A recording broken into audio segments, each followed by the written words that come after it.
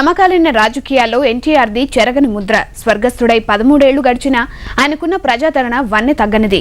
ప్రస్తుత నేతల్లా ధన vote bank రాజకీయాలు కాక ప్రజాహితం కోరుకున్న నిష్కళంక నేత.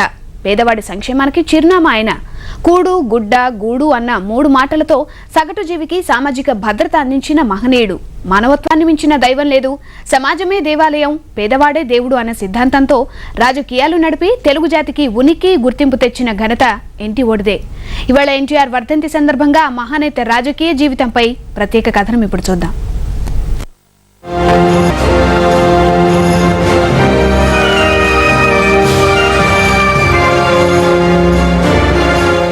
ఆయన అసామాన్యుడు, అరుదైన మానవుడు, అనితర సాధ్యుడు. వెండితెర కోసం అవతరించిన అవతార పురుషుడు. నమ్మిన విలువల కోసం జీవితాన్ని కర్పూరంలా వెలిగించినవాడు. దేవుడి అవతారం యుగానికి ఒక్కటేనన్నది లోకోక్తి గాని ఈ తారక రాముడు కళాభిరాముడిగా ప్రజాభిరాముడిగా 2 అవతారాలెత్తాడు. ఎంతటి ఆవేశపరుడో అంతగా ఆచరణకి నిబద్ధుడు. ఆయన ఏది చేపట్టినా చరిత్రే, ఏ రూపం దాల్చినా చరిత్రే. అంతటి కథానాయకుడు గనుకనే ఆయన నేడొక కథగా మిగిలాడు, చరిత్రగా నిలిచాడు, పురాణమై వెలిగాడు.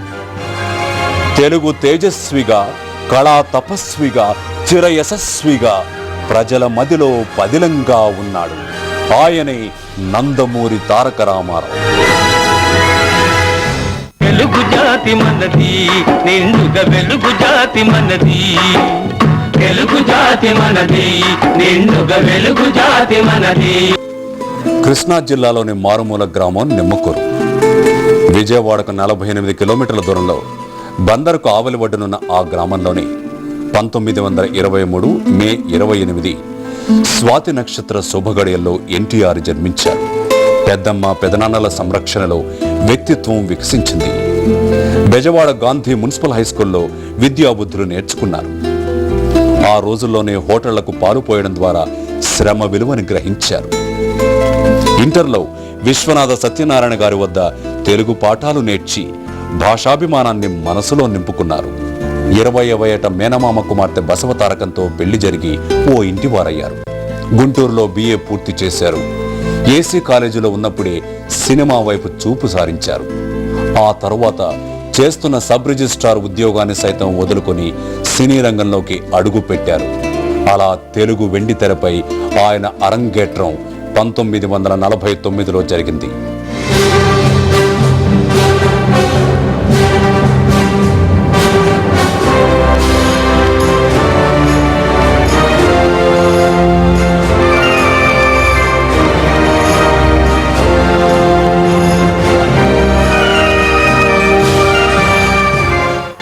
ఏదో ఒక కొత్తదనం కోసం నిరంతరం తాపత్రయం.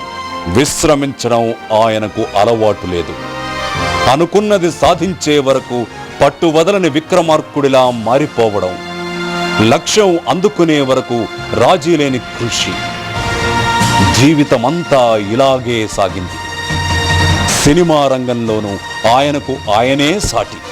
ఆయన నటించిన ఏ పాత్ర అయినా సరే, రాముడు కానీ, భీముడు కాని, కృష్ణుడు కాని, దుర్యోధనుడు కాని, సాంఘిక చిత్రాల్లో పాత్రలు కాని, ఏ పాత్ర వేసినా అందులో జీవించేవారు.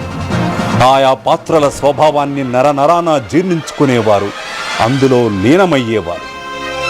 అందుకే విశ్వవిఖ్యాత నట సార్వభౌముడిగా నిలిచారు. వెండితెర వేల్పుగా వెలిగారు.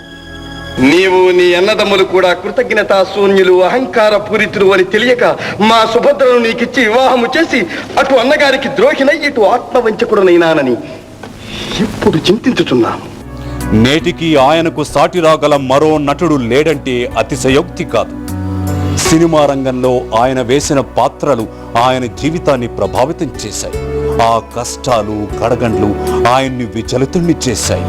కమిటీ మీటింగా, దొంగలు ఊళ్ళు పంచుకునే మీటింగా, దేశాన్ని దోచుకునే మీటింగా, ప్రభుత్వం ఎన్నో ప్రణాళికలు తయారు చేసి ఎంతో డబ్బు మంజూరు చేస్తూ ఉంటే మీలాంటి చీడ పురుగులు స్వలాభంతో దాన్ని అంతా తినేసి దేశాన్ని నాశనం చేస్తున్నారు. సాంఘిక సంక్షేమం, సామాజిక వికాసం అనే పెద్ద పెద్ద కబుర్లు చెప్పి భూతల స్వర్గంగా మారవలసిన భారతదేశాన్ని కట్టికి శ్మశానం చేస్తున్నారు. స్వార్థం, స్వార్థం, స్వార్థం. ఫలితమే 1982 మార్చి 21న రాజకీయ రంగ ప్రవేశం. ఆయన రాక ప్రజల్లో కొత్త ఆశలు రేపింది.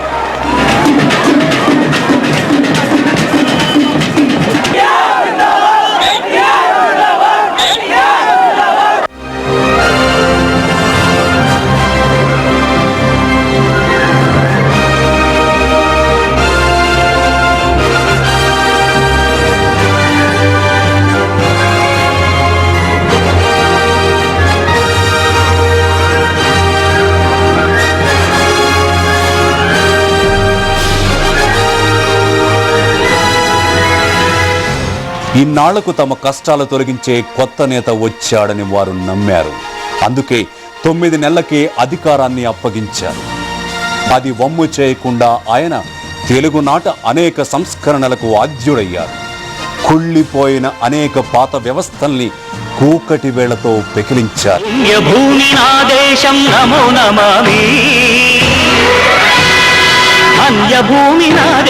సదా స్మరామి. పుణ్యభూమి నా దేశం నమో నమామి. ధన్యభూమి నా దేశం సదా స్మరామి. నన్ను కన్న నా దేశం నమో నమామి. అన్నపూర్ణ నా దేశం సదా స్మరామి.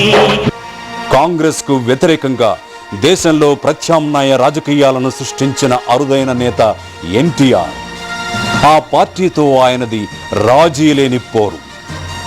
కేంద్రంలో కాంగ్రెసేతర ప్రభుత్వానికి మరోసారి నాంది పలికింది ఆయనే.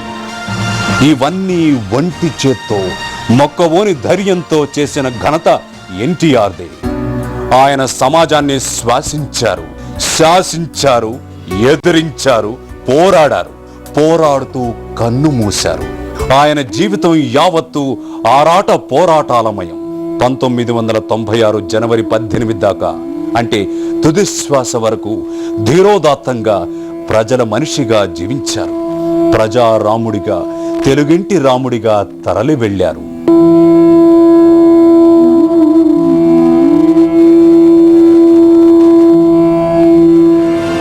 ఎన్టీఆర్ మన మధ్య లేకపోయినా ఆయన జ్ఞాపకాలు ఇంకా తెలుగువారి గుండెలో సజీవంగానే ఉన్నాయి.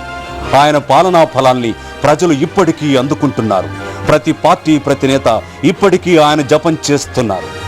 ఇప్పుడే కాదు, ఎన్టీఆర్ మార్గం ఎప్పటికీ అనుసరణీయం, అనుదిన స్మరణీయం.